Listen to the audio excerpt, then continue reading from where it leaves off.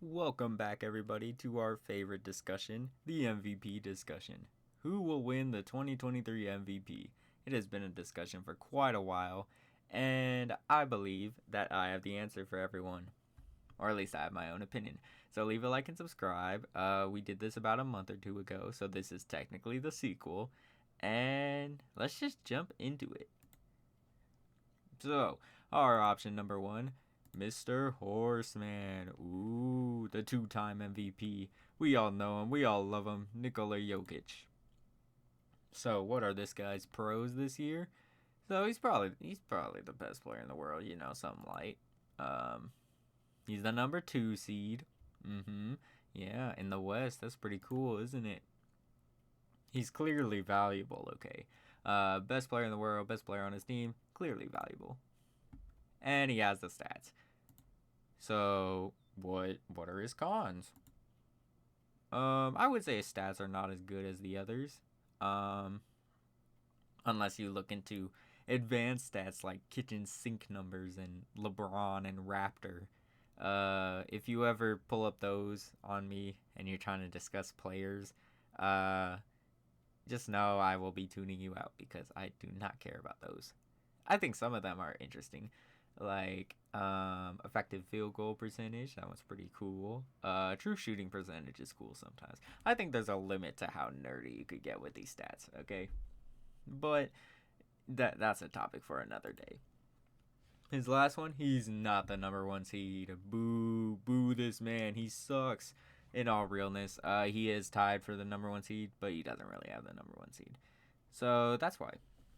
That probably hurts his chances considering his team was good enough the whole year to be the number 1 seed. So that would hurt his chances. So, option number 2, we have the 31-point merchant. I used the same picture as last time because I was too lazy to find a different one for him, and it's pretty awesome. What are his pros? So he's the number 1 seed. Everyone congratulate this man. Although it's a two-way tie for number 1 seed, but congratulate this man. He is the number 1 seed in the hardest conference. So yeah, let's give him a round of applause, guys. He's clearly valuable, best player on his team. He has stats, pretty good stats. Obviously 31 points consistently, very good stats. The cons? He's fairly new to the MVP scene. I don't really know if this is as big as a con for other people, but it is for me. Ironically, he does not have enough aura, which is a weird thing because people call him Aura Man.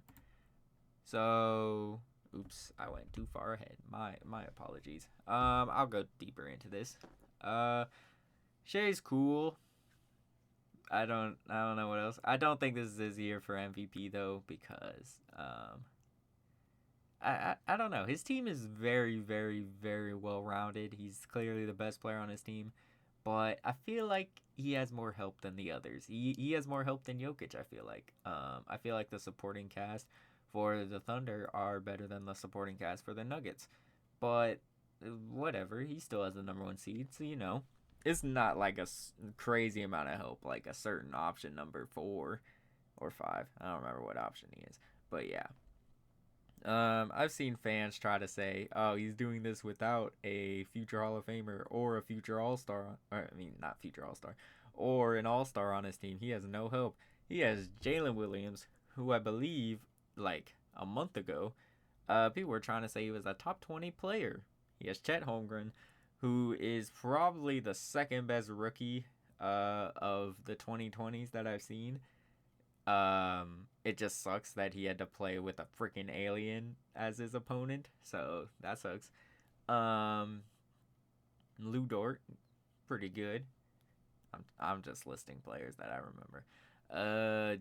You got the he who shall not be named, Mr. Joshua. Do they still have Trey Man? I don't think they do. I don't know. Whatever. But he has a lot of young guys along him, so nothing to knock him about. But I am gonna knock him. Option number 3, Luka Magic. Woo, Luka. All right, what are his pros? He's a young goat, obviously. Let's see. So much aura. Oh my god, have you guys seen this man in the playoffs? I feel like a lot of you have either not been watching since last time he went to the playoffs, or wait, I don't think I phrased that right. Or you didn't watch when he was in the playoffs last time, or yeah, I think that's right. Whatever. But Jesus Christ, he's the greatest player I've ever seen in my life, besides like my glorious king. Um, he has the best stats, undeniable. 34 points per game, 9 rebounds, 9 assists. I believe. I don't know. I just watched like a ESPN thing, so that's what they said in the stats. So yeah. He's clearly valuable, obviously, because I mean, look at his team. His team's actually pretty solid supporting cast, I would say. Kyrie and him have really clicked together. He's an arguable top 5 player right now. Only player I would for sure rank above him is probably Jokic, and maybe Giannis, just because Giannis has a ring already. Out of everyone in the league that doesn't have a ring, he's the best one. So yeah. Number 5 seed. Now this is important, okay? Because he was projected to miss the playoffs and be in the play-in for a majority of the year.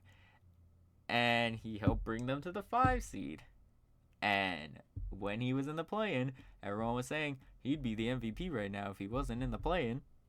Well, now he's not in the play-in. And still somehow the NBA ranked him lower. So I don't know how that works. First player to ever get voter fatigue before he ever wins. I'm gonna keep it real with you. I could not name a single con.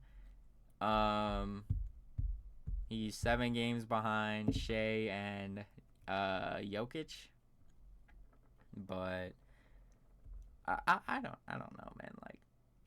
Like, I really don't think there are too many cons to his case. Besides, I mean, I guess unless you wanted to be like, oh, he's not. You have to be the number 1 seed, or else it doesn't matter. Or you have to be the number 2 seed or 1 seed, or it doesn't matter. If you care about winning that much, that's cool. But I think we need to like advance as a society past that thinking. And let's go, Jason Tatum. Yes, Mr. Ruffles himself. Pros, he's best team in the league. The cons, everything else. His team is just too good, and his stats aren't good enough. That's really all there is. He got thrown into the MVP race. He kind of whoever threw him into the MVP race kind of set him up for failure, because I don't think he's even close to the MVP. So, option number 5, last option. Giannis, Mr. Run and Dunk Man. The pros, top 2 player in the league probably. Maybe top 3. I don't know how you rank your players, but whatever. Crazy stats, obviously. This is probably the best year of his career, minus the 2020 MVP, I'd say. That year he was just going crazy. He's clearly valuable.